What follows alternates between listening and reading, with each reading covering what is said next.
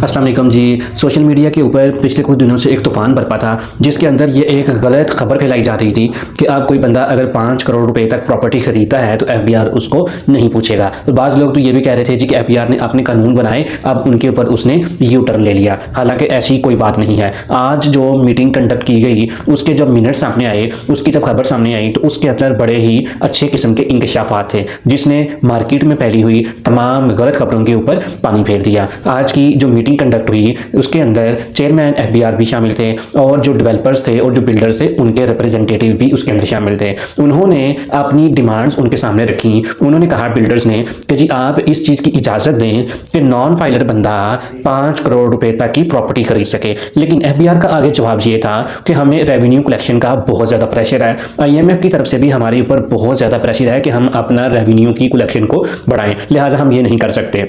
तो बिल्डर्स ने फिर अगली रिक्वेस्ट ये रखी, चलें आप 5 करोड़ तक की इजाज़त नहीं देते तो कम से कम आप 2.5 करोड़ रुपए तक की इजाज़त दे दें कि एक बंदा जो नॉन फाइलर है अपनी रिटर्न भी सबमिट नहीं करता, ना वो अपने सोर्सेज ऑफ इनकम बताता है, एटलीस्ट वो 2.5 करोड़ तक की प्रॉपर्टी खरीद सके। लेकिन एफबीआर ने इसके ऊपर भी मुकम्मल तौर पर डिनाई किया। उन्होंने कहा हम इस चीज़ की भी इजाज़त नहीं दे सकते। खैर जब उनके साथ डायलॉग हुआ तो बात इस बात पर आके ख़त्म हुई कि अब जो नॉन फाइलर बंदा है वो 1 करोड़ रुपए तक की प्रॉपर्टी खरीद सकता है। उसके लिए उसको ज़्यादा सवालात के जवाब नहीं देने पड़ेंगे। लेकिन उन्होंने एक अपनी कंडीशन को जरूर सामने रखा है एफबीआर ने। उन्होंने ये कहा कि जी ठीक है एक बंदा जो नॉन फाइलर है वो 1 करोड़ रुपए तक की प्रॉपर्टी तो खरीद ले, लेकिन एक कंडीशन जो हम वो इस कंडीशन से हम किसी सूरत भी पीछे नहीं हटेंगे। जो कंडीशन थी एलिजिबल पर्सन वाली, यानी हर वो बंदा जिसने अपनी प्रॉपर्टी खरीदनी है उसको सबसे पहले एलिजिबल होना पड़ेगा। और एलिजिबिलिटी क्राइटेरिया के हवाले से हमने आपको अपनी पिछली वीडियोस के अंदर भी बताया था कि इसकी सबसे बड़ी कंडीशन ये है कि आपके पास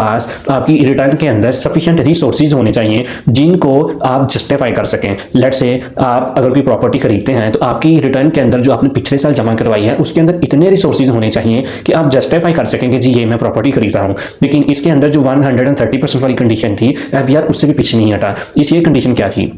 ये कंडीशन ये थी कि जब भी एक बंदा अपनी रिटर्न सबमिट करेगा तो अगले साल अपनी रिटर्न के अंदर जो उसने पिछले साल एसेट्स शो किए हुए हैं उसका 130% तक वो आगे कोई ट्रांजैक्शन कर सकेगा। लेट्स से एक छोटी सी मिसाल लेते हैं, छोटी फिगर से आपको समझाने की कोशिश करते हैं। एक बंदा उसने अपनी पिछले साल की जो रिटर्न सबमिट की उसके अंदर उसने बताया जी कि उसके पास 1 लाख के असासे मौजूद हैं। अब जब वो अगले साल आएगा तो वो 1,30,000 तक की ट्रांजैक्शन कर सकेगा, इससे बियॉन्ड वो ट्रांजैक्शन नहीं कर सकेगा। तो एफबीआर के इस जवाब से मार्केट के अंदर जितनी भी गलत इन्फॉर्मेशन फैली हुई थी कि जी 5 करोड़ रुपए तक की प्रॉपर्टी आप खरीदें आपको कोई भी नहीं पूछेगा, उन सारी चीज़ों के ऊपर एफबीआर ने अपने हतमी जवाब से पानी फेर दिया। और जो लोग ये कह रहे थे कि एफबीआर अपनी बातों से यू टर्न ले रहा है उनको भी एफबीआर ने मुंह तोड़ जवाब दिया कि हम पीछे हटने वाले नहीं हैं, हमने अपनी इकोनॉमी को डॉक्यूमेंटेड करना है। लिहाजा अब आप भी अगर अपनी रिटर्न सबमिट करना चाहते हैं तो आपको इस क्राइटेरिया को अपने जहन में जरूर रखना पड़ेगा। अगर आपने अपने अगले साल के अंदर कोई प्रॉपर्टी या कोई ट्रांजैक्शन करनी है तो उसके अकॉर्डिंग आपको अपनी इस साल की रिटर्न को फाइल करना पड़ेगा। इसके अंदर इतने रिसोर्सेज आपको दिखाने पड़ेंगे, आपको रिवर्स कैलकुलेशन करनी पड़ेगी कि जी मैंने अगले साल में प्रॉपर्टी खरीदनी है तो एटलीस्ट मेरी बुक्स के अंदर, मेरी वेल्थ के अंदर इतने असासे होने चाहिए ताकि मैं अगले साल जो प्रॉपर्टी खरीदने का इरादा रख रहा हूँ उसको मैं जस्टिफाई कर सकूँ। तो उम्मीद है कि हमारी आज की ये वीडियो आपको पसंद आई होगी। हम आपसे कहेंगे कि इस चैनल को सब्सक्राइब जरूर करें ताकि हर नई आने वाली वीडियो टाइमली आप तक पहुँच सके।